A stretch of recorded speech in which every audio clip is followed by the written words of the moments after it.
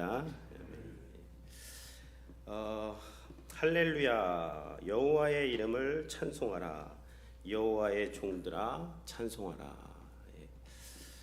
노래하고 있습니다. 그러니까 우리는요 하나님을 찬양해야 하는 것인데, 이제 왜 우리가 하나님을 찬양해야 되는지 그 찬양의 이유에 대해서 135편에서 말씀을 하고 있습니다. 할렐루야로 시작해서 할렐루야로 끝나고, 그러니까 우리가 늘 찬양을 이제 할 수밖에 없는 존재라는 거죠, 이 시인은. 근데 여호와의 이름을 찬송해야 되는데, 여기서 이름이란 이름이 많이 나옵니다. 여호와의 이름을 찬송하라. 2절에 보면 누가 찬송해야 되죠? 여호와의 집, 우리 여호와의 성전 곧 우리 하나님의 성전 뜰에 있는 너희여. 성전 뜰에 있는 레위인들, 제사장들, 하나님을 섬기는 자들, 오늘날로 말하면 오늘 이렇게 예배당에 나와서 하나님을 예배하는 우리 성도님들, 이런 분들, 이런 자들이 여호와를 찬양해야 되는데, 여호와의 이름을, 그 이름을 찬양하라, 그렇게 이야기를 하고 있는 것이죠. 3절에서도 이름이라는 단어가 2번이나 나오죠. 3절 다시 한번 읽어보시면요, 읽겠습니다. 여호와는 선하시며 그 이름이 아름다우니 그의 이름을 찬송하라. 그러니까 여기도 보면 여호와를 찬송하라. 여호와는 선하시며 그의 이름이 아름다우니 그의 이름을 찬양하라. 4절도요 그의 이름이 들어가는 거예요. 여호와께서 자기를 위하여, 자기를 위한다는 것은 자기 이름을 위하여, 야곱 곧 이스라엘을 자기의 특별한 소유로 택하셨다. 그러니까 여기서 이제 찬송해야 된, 누가 찬송을 하는가? 하나님의 이름을 아는 자들입니다. 하나님의 이름을 안다는 것은요, 우리가 봤지만 여호와의 이름이 나오는 게 창세기 2장이에요. 그때 하나님께서 그 아담과 말씀하시고 언약하시고 개인적인 그 인격적인 교제를 나누시고, 그 하나님이 바로 그 여호와 하나님이신데, 그 하나님이 어떻게 여기 보면 천지 창조가 나오죠. 창조주 하나님 어떻게 창조하시는지를 너희가 알고, 너희가 범죄했지만 그러나 하나님께서 너희를 어떻게 구원하셨는가를 알게 되면, 그 이름을 알게 되면, 그분이 행하신 일과 그분이 너희에게 베푸신 그런 은혜를 묵상하고 그것을 생각하게 되면 너희는 하나님을 찬송할 수밖에 없다는 거예요. 여호와를 송축할 수밖에 없다는 것입니다. 그러니까 이게 우리가 하나님께 와서 우리가 기도를 드리는데요, 이 기도도 우리가 정말 하나님의 이름을 묵상하게 되면, 그러니까 예수님께서 기도하실 때 이름이 거룩히 여김을 받으시고, 그러니까 하나님의 이름을 묵상하고 하나님이 누구신가, 그가 행하신 일을 묵상하면요 제대로 된 기도가 나오게 돼 있습니다. 근데 내 이름, 내가 원하는 것, 내 상황을 묵상하면요, 기도라기보다는 거의 무슨 시위나 푸념이나, 물론 그런 것도 필요합니다. 근데 여기서의 찬양은 그런 건 아니에요. 하나님 도대체 나한테 왜 이러십니까? 뭐 이것도 없고 저것도 없고 뭐 이것도 부족하고 도대체 왜 이러시는 거예요? 어떻게 보면 이제 그런 기도도 필요한데요. 근데 그런 기도의 중심에는 뭐가 있냐면 내가 있는 거예요. 내 원함, 내 바램, 왜 안 들어주냐는 거죠. 좀 더 과격하게 나가면 막 하나님 팔을 비틀어 가지고 빨리 들어내시란 말이죠. 그러다가 기도하다가 안 들어주면 또 기도 안 해요. 기도해도 안 들어주죠. 내가 하는 게 낫겠어. 거의 기도라기보다는 여호와의 이름을 찬송하고 드러내는 기도가 아니죠. 그럼 여호와의 이름을 깊이 묵상하면요 비슷한 기도가 나옵니다. 하나님 도대체 저에게 왜 이러시는 것입니까? 아니 저 같은 죄인을 제가 뭐라고 저를 이렇게 선택하셔가지고 하나님의 자녀 삼아주시고 나의 모든 죄를 다 용서해 주시고, 하나님 저에게 이렇게 큰 은혜를 베풀었는데 도대체 왜 그러시는 거예요? 하나님 정말 저는 유구무원입니다. 입이 있어도 할 말이 없습니다. 하나님의 놀라우신 은혜를 찬양합니다. 그런 기도가 똑같이 왜 이러십니까인데, 그 왜 이러십니까의 성격이 다른 것이죠. 여기 보면 4절에 보시면요, 여호와께서 자기를 위하여 야곱 곧 이스라엘을 자기의 특별한 소유로 택하셨다 그래요. 선택하셨다. 여호와의 이름은요, 가장 존귀한 이름, 가장 위대한 이름, 가장 높으신 이름입니다. 근데 여호와께서 선택한 그 이름이 어떤 이름이에요? 야곱. 아니, 좀 성경에 이름 많잖아요. 왜? 그래서 다니엘을 선택했다면 뭔가 좀 얘기가 돼. 다니엘. 아니면 요셉을 선택하셨다 그러면, 근데 왜 또 하필 야곱입니까? 야곱은 누구예요? 딱 우리 같은 사람이 야곱입니다. 야곱의 이름이 막 속이는 자고, 야곱의 인생을 보십시오. 야곱이 참 그냥 자기 중심적이에요. 빨리 그냥 축복 얻어내라 그러고 막 뒤집어 쓰고 가가지고 막 아버지 요셉 에서입니다 막 그래가지고 뭐 축복을 억지로 셀프 축복을 받아내고. 근데 그런 야곱을 선택하셔서 하나님이 어떻게 하셨다? 이스라엘로. 여기 보세요. 자기를 위하여 야곱 곧 이스라엘을 자기의 특별한 소유. 아니, 야곱 같은 그런 야곱 사람 같은 사람을 삼아가지고 그 사람이 뭐가 대단하다고 특별한 소유는 아주 소중하게 여기셨다는 거예요. 야곱을. 그래서 야곱을 이스라엘로 바꿔버리시는 것입니다. 야곱이 이스라엘로 바꾼 그 하나님을 찬양하는 거예요. 그게 이게 뭐냐면요, 우리 같은 죄인이고 우리 같은 나밖에 모르고 우리 같은 죄와 허물로 죽었던 자를 선택해서 하나님의 그 십자가의 공로로 부활의 능력으로 우리의 죄를 다 씻어주시고 하나님의 자녀 삼아주시고 하나님의 거룩한 백성으로 만드신, 선택하신 그 하나님의 이름을 너희들이 안다면 하나님을 찬양할 수밖에 없다는 것입니다. 여호와를 찬양하라라고 말씀을 하는 것이죠. 그러니까 우리가 그 이름을 묵상하면 하나님께서 여기도 창조주 하나님이 나오시지 않습니까? 내가 알거니와, 그러니까 하나님이 그 나 같은 자를 선택한 거를 5절에 보면 내가 알거니, 내가 하나님을 안다는 거예요. 하나님이 얼마나 위대하신지.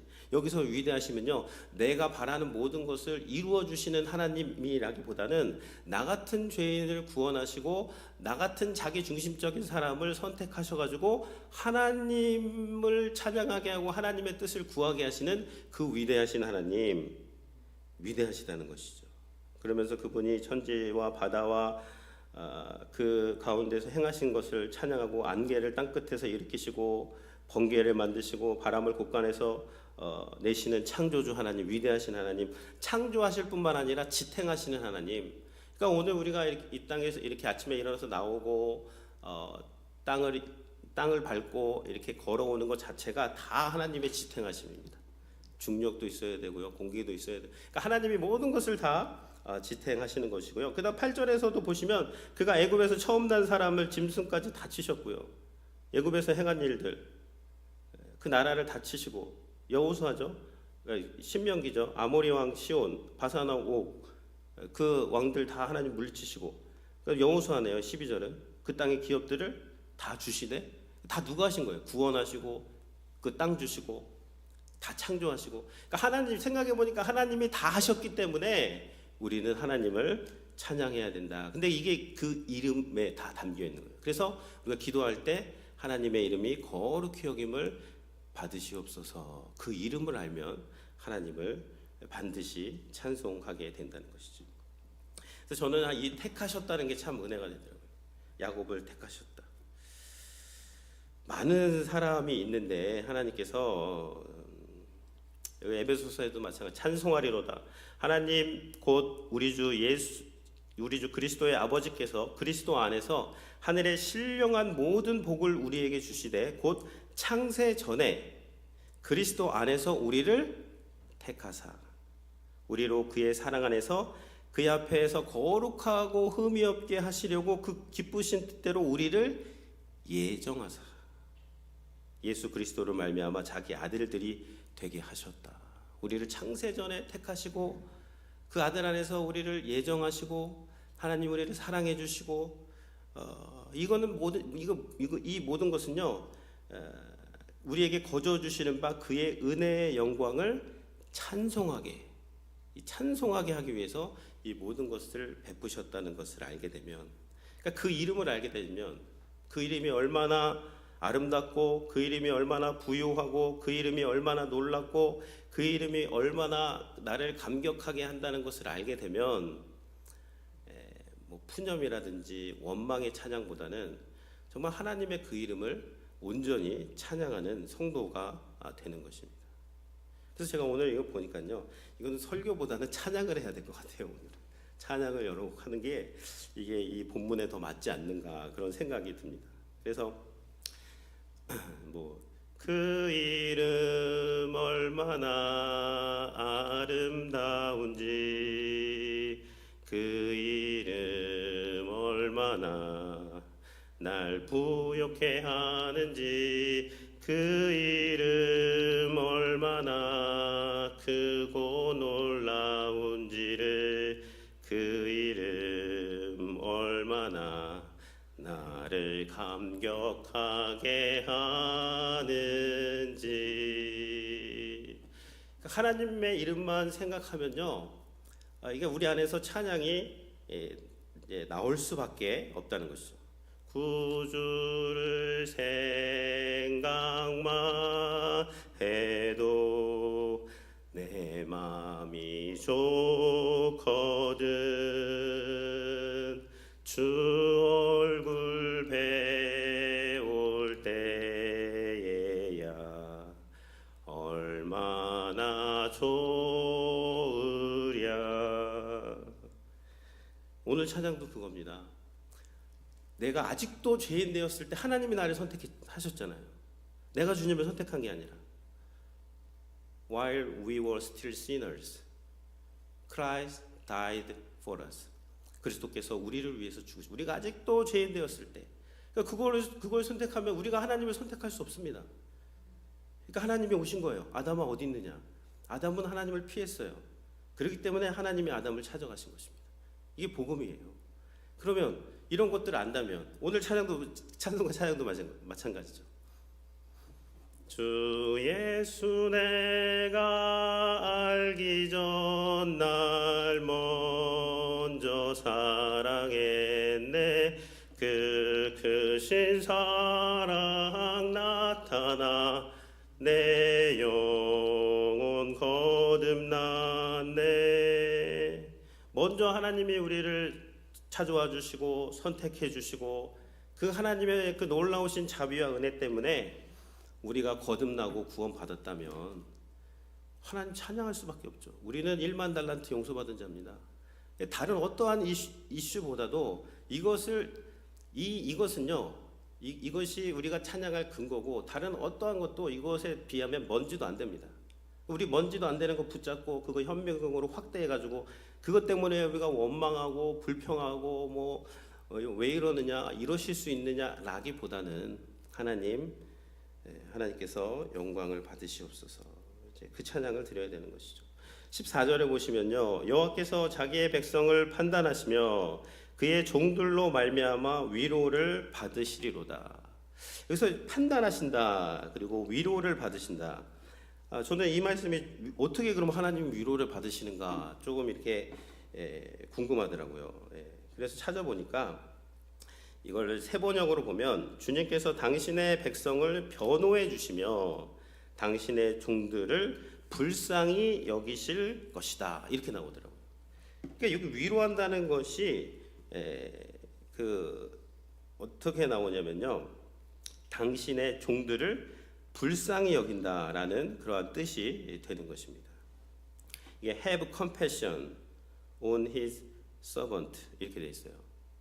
긍휼의 마음을 그 종들을 향해서 갖는다.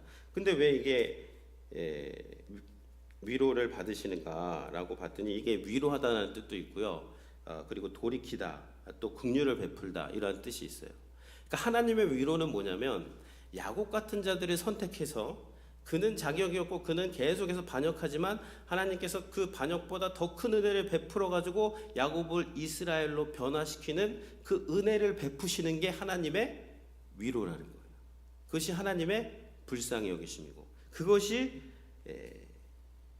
그것을 통해서 위로를 받으신다는 거예요. 하나님 스스로가 행하신 일을 통해서 하나님이 스스로를 위로하신다 그런 말씀 같아요. 보니까 그러니까 이거 우리가 잘해서 하나님의 위로 받으실 때도 있지만 그것보다 더 근본적인 것은 무엇이냐면 하나님이 우리를 불쌍히 여기셨기 때문에 하나님의 이름이 하나님의 이름 되는 것이고 하나님께서 위로를 받으신다는 그 말씀입니다. 우리 14절에 보면 자기 백성을 판단하신다 그랬어요. 판단. 근데 세 번역에 보니까 변호하신다 이렇게 또 번역을 해놨다고요. 그러니까 판단도 하세요, 하나님은. 근데 판단을 하시면 우리를 정죄하고 우리를 심판하고 우리의 잘못한 리스트들을 나열해야 되는데 그 나열이 나옵니다. 근데 판단이 어떻게 번역된다? 변호로 번역된다니까요. 그러면 아무리 잘못된 목록이 나와도 우리의 선임 변호사는 누구시다? 예수 그리스도세요. 게임 끝났습니다. 아무리 죄인이어도 괜찮아요. 그리스도께서 그 죄인을 위해서 십자가로 가셔서 그 죄인이 지은 모든 죄를 그분이 다 담당하시는 거예요. 단순히 변호하시는 분이 아닙니다. 애굽의 장자를 치신 그 하나님께서 하나님의 아들을 우리를 위해서 내어주시는 거죠. 왜? 야곱 같은 죄인을 다시 구원하시고 존귀하게 우리를 변호하시고자 우리를 정의롭게 심판하시고자 하나님께서 그렇게 하셨기 때문에 우리를 긍휼히 여기셨기 때문에 너희들은 하나님을 찬양해야 된다는 것이죠. 그러니까 우리가 나와서 구해야 됩니다. 그러니까 제가 이렇게 보니까요. 그럼 왜 이렇게 하나님께 불만이 많을까? 다 파고 들어가면 뭐냐면 다 자기 중심이에요. 내가 바라는 대로 하나님이 안 해주신다는 거예요. 결국 파고 들어가면. 그러니까 뭐 하나님이 계시느니 안 계시느니 나한테 왜 이러시느니 비교하고 하나님께서 에덴 동산에서 모든 것을 주셨는데 나에게 주신 것이 어마어마합니다. 근데 그거는 무시해요. 그건 소홀히 합니다. 쳐다도 안 봐요. 그리고 남하고 비교하면서 없는 거 한 가지 있잖아요. 그거 붙잡고 나는 이거 왜 안 줬습니까? 왜 선악과를 만드셨습니까? 왜 못 먹게 하십니까? 계속 그런 질문만 하면서 이게 그러면 찬양이 안 나오죠. 그 자체가 벌써 하나님을 이 신뢰 관계보다는 내가 중심이 돼서 그래서 우상이 나오는 것 같아요. 여기 본문에 보면 갑자기 15절에 열국의 우상은 은금이요 사람의 손으로 만든 마치 하나님을 우상 숭배하듯이 나를 기준으로 해서 하나님이 나한테 다 맞춰줘야 되는 거예요. 하나님이 얼마나 놀라우신 일을 행하셨는지는 다 제껴놨어. 그건 알고 있어. 그건 나 이미 동의해. 그건 뭐 더 이상 얘기 안 해요, 사람이. 그리고 나서 이제 딴 얘기만 하는 거예요. 근데 딴 얘기 하는 게 다 우상 얘기하는 걸 하나님께 그대로 하고 있다는 것이죠. 근데 여기 보면 입이 있어도 말하지 못하고 눈이 있어도 보지 못하며 귀가 있어도 듣지 못하며 그들의 입에는 아무 호흡도 없는 우상들입니다. 하나님은요. 하나님 말씀으로 천지를 창조하셨고 그 입으로 천지를 창조하셨고 그 여호와의 눈은 온 땅을 감찰하시는 자기를 경외하는 자들을 찾아가시는 하나님 귀가 있으셔서 다 듣고 계십니다. 하나님 다 들으시고 응답하시고 우상의 입에는 호흡이 없지만요. 하나님은 우리의 그 존재에 하나님의 호흡을 불어넣어서 생기를 넣어주신 그 하나님이 되는 것이죠. 근데 우리가 마치 하나님을 우상처럼 섬기는 너희들아 그러지 말고 하나님을 찬양해라. 그러면서 여기서 이스라엘 족속들아 여호와를 송축하고 레위 족속도 송축하고 여호와를 경외하는 너희들아 여호와를 송축하라. 예루살렘에 계시는 여호와는 시온에서 찬송을 받으실지어다. 그래서 하나님께서 시온에서 찬송을 받으 시온성이 첫째로 나올 때 다윗성이죠. 다윗 언약입니다. 다 영원한 언약이에요. 다윗 언약은 예수 그리스도를 통해서 성취되는 그 언약. 그러니까 하나님이 우리를 구원하시고 또 우리에게 놀라운 은혜를 베푸셨기 때문에 너희들은 하나님을 찬양해야 된다라고 그렇게 말씀을 하고 있고요. 요한계시록에서도 우리가 천국에 가면 찬양하는 그 주제가 새 노래가 뭐예요?